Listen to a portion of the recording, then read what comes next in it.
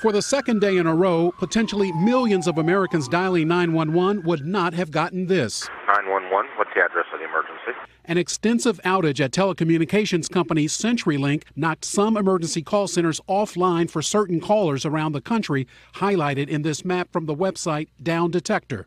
In a series of tweets beginning late Thursday, CenturyLink said its engineers had, quote, identified a network element and that the problem would be restored within 4 hours.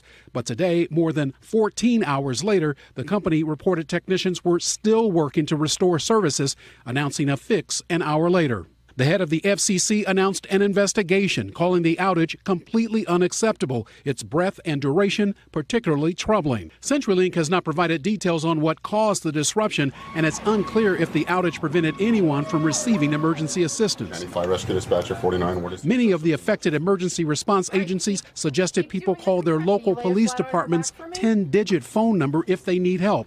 With its 911 system out, Boston Fire tweeted a picture of its old street fire boxes, operational since 1852 in the case of an actual emergency.